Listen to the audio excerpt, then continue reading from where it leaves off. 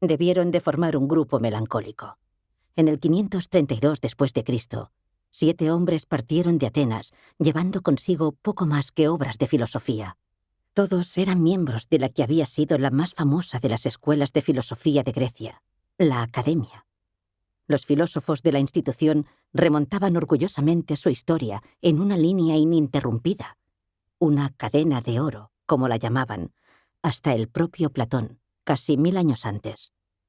Ahora, esa cadena se rompía de la manera más dramática posible. Esos hombres estaban abandonando no solo su escuela, sino el propio Imperio Romano.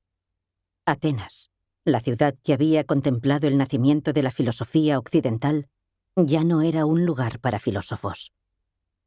Su líder, Damascio, debió de servirles de consuelo mientras emprendían ese viaje hacia lo desconocido. Era viejo para lo habitual en la época, incluso anciano, casi 70 años cuando empezó el viaje, pero formidable. Damascio era un pensador brillante, densamente sutil, que sazonaba sus escritos con símiles matemáticos y que no tenía mucha paciencia con los idiotas. Escribió un mordaz quién es quién sobre sus compañeros filósofos, lleno de comentarios demoledores sobre cualquiera cuya inteligencia o valentía consideraba insuficientes.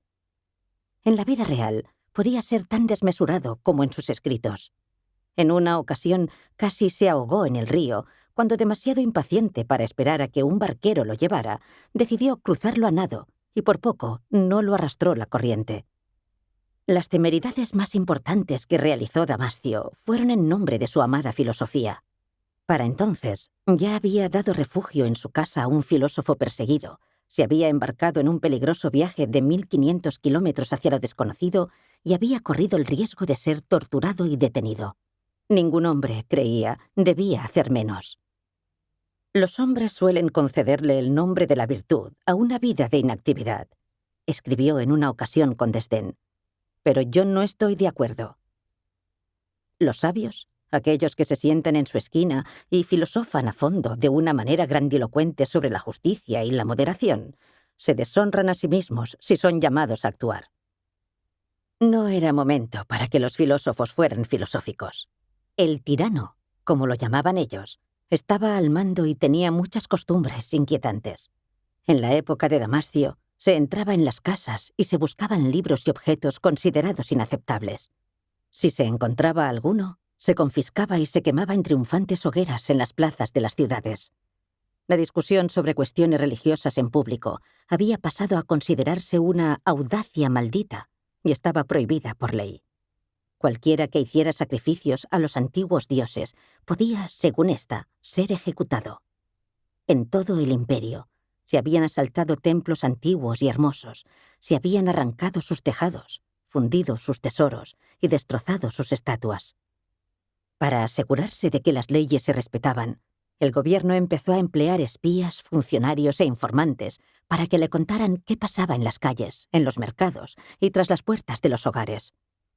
Como afirmó un influyente orador cristiano, la congregación debía perseguir a los pecadores y ponerlos en el camino de la salvación, con la misma constancia con que un cazador persigue a su presa hasta que cae en sus redes. Las consecuencias de la desviación de las reglas podían ser graves, y la filosofía se había convertido en una actividad peligrosa. El propio hermano de Damascio había sido detenido y torturado para que revelara los nombres de otros filósofos. Pero como Damascio recordaba con orgullo, había recibido en silencio y con fortaleza los muchos golpes de la vara que caían sobre su espalda. Otros filósofos del círculo de Damascio habían sido torturados y colgados de las muñecas hasta que dieron los nombres de sus colegas académicos. Algunos años antes se había despellejado vivo a un filósofo. A otro lo habían apaleado ante un juez hasta que la sangre le cubrió la espalda. Aquel salvaje tirano era la cristiandad. Casi desde los primeros años después de que un emperador cristiano pasara a gobernar Roma, en el 312 después de Cristo, las libertades empezaron a deteriorarse. Y después, en el 529 después de Cristo, se produjo el golpe final.